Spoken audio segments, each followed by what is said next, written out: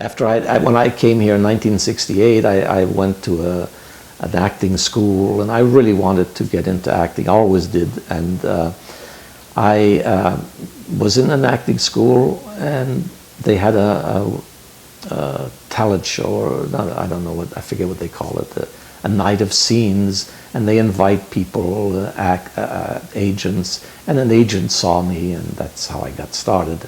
My first job was a little part in a movie called Dr. Death, which I've never seen.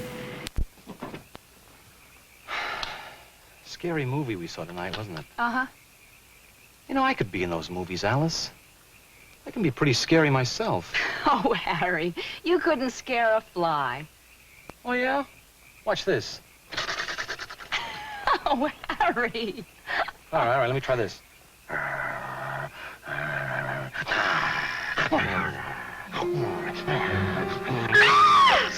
See, I told you I could be in those movies. I'm just as scary as those guys that play the monsters. I must really be getting good. You screamed that time, I didn't even try to scare you. Amateur. Then I did Black Belt Jones movie, a movie called Black Belt Jones.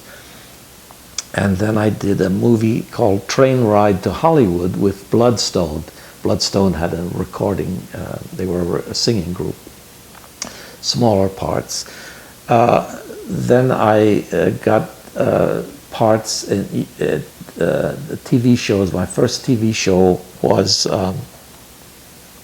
Ironside. I did 2 Ironsides, I did 2 Mannix. I was always a French chef, a French waiter, cook. Later I became a French detective. Then I started, I was really working on my voice, and I did a lot of voice work at classes. I took Shakespearean classes, and finally I got a, because you could very easily get typecast in Hollywood, you know, so I was the French waiter, and that's it, you know. And well, I loved it, but I wanted to do something a little more, because waiters don't talk that much, you know. They don't have many lines.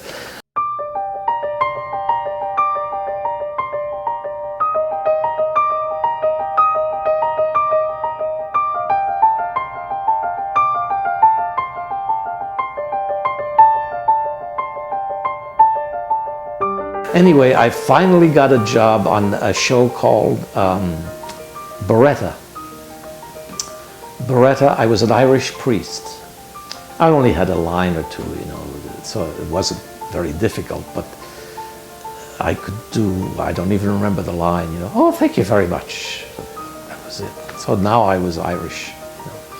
I never did another Irish or anything like that, but it was just enough to put in the mind of the casting directors that I could do something. I could say a line. I could do an American accent. I could say, yeah, okay. Ooh, I'm American, you know, whatever. So I did some very good shows. I did Cheers. I did Golden Girls.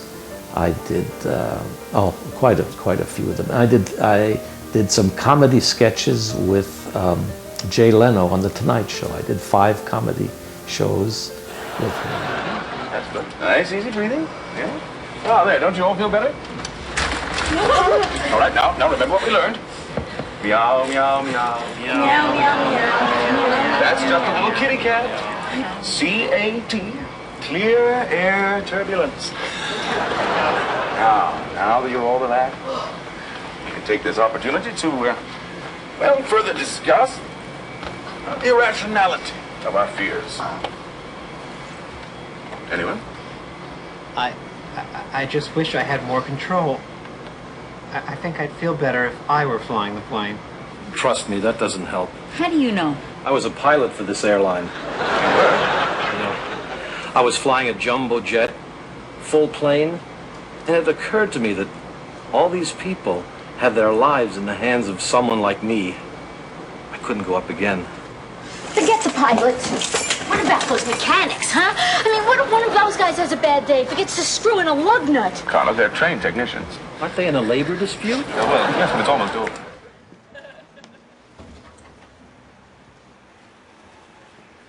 Here, you dropped your hat. Come on, get in the car. Let's go. Yes, sir. Aren't those my shoes? Oh, yes, sir. I had them polished for you.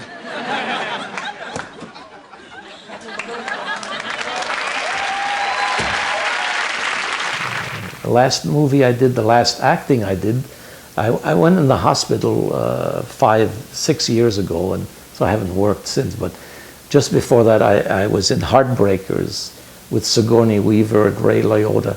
I was the priest that married them. That was my last real big job.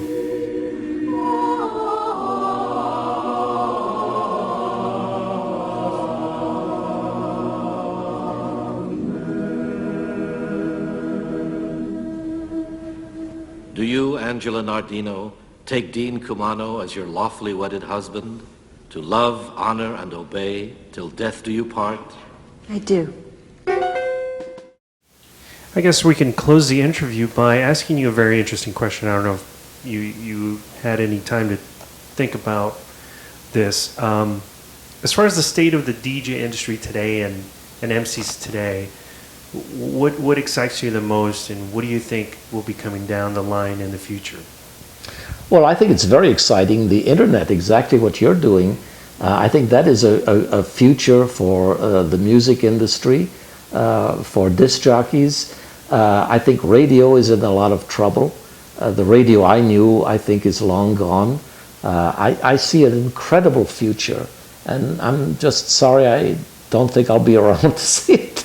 I don't know how much longer I've got to go, but the next 2 or 3 decades are going to be spectacular.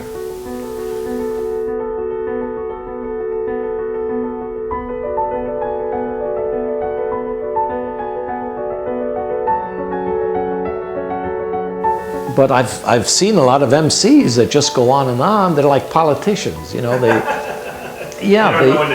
want it. They take that opportunity. I'm in front of the audience. I've got their attention, and now I'm gonna show them how cool I am, or whatever. And the more you try, the less it works. I think, you know, you're better off. Hey, that guy did a great job. He got me right to James Brown, or right to, you know, the Beach Boys, you know.